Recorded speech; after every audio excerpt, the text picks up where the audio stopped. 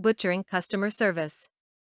All businesses strive to provide excellent customer service, but there's a fine line between service and servility. Extreme servility is called obsequiousness. Now there's a word for you to know.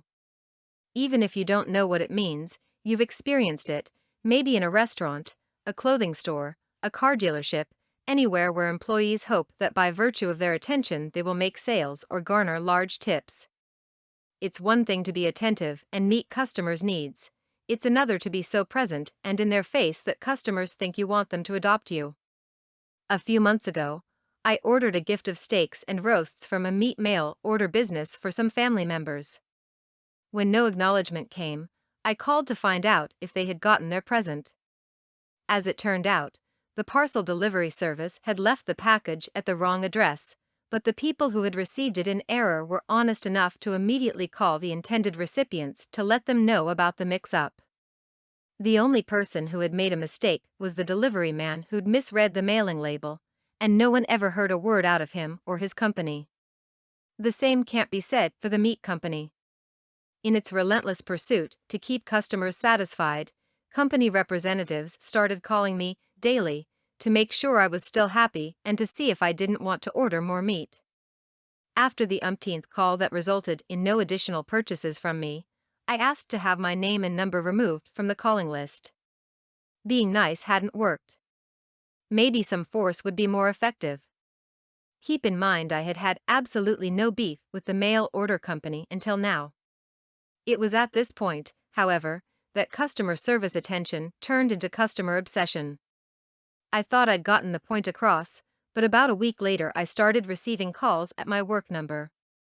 When I would take advantage of the caller ID feature on my phone, I saw an area code and number I didn't recognize. I answered in my usual way, but each time the caller said nothing and simply hung up. This happened several times until I checked the number and discovered it was the cattle crew. This was out of control. I'd said no from my home number. The answer wasn't going to be any different on my business line. Now they were intruding on my workday without saying a word. One final call, and I emphasize the word final, came at 9:17 p.m. last week. Dinner was long over, and no one in the house was thinking about food, especially not about T-bones. No one was consciously thinking about anything since we were all asleep. It had taken almost an hour to get the 3-year-old to quit fussing about having to go to bed, but at last he drifted off. That is, until the phone rang. I was roused from a very deep sleep by the phone ringing and our child yelling for mommy. Too awake to check the caller ID, I answered. To my utter amazement, it was another company rep wanting to know if I was ready to order more fillets. It was time to take this bull by the horns. No, I said, not now, not ever again. I can't remember exactly, but I'm sure I pointed out that I'd asked to have my name and number removed from their list.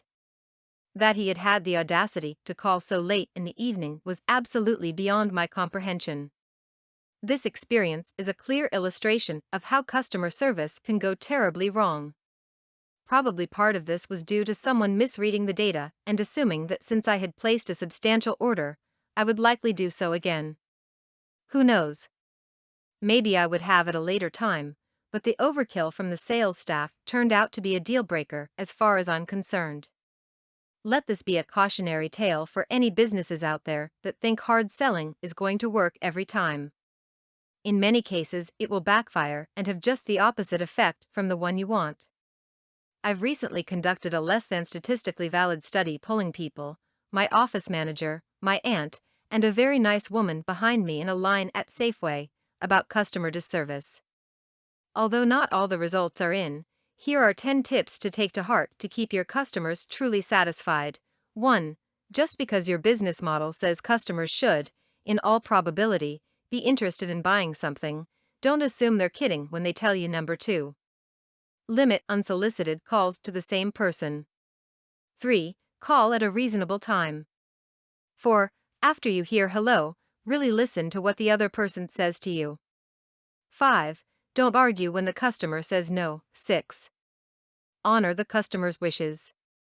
7. If you are offering service to someone in person, Be available, but don't hover. 8.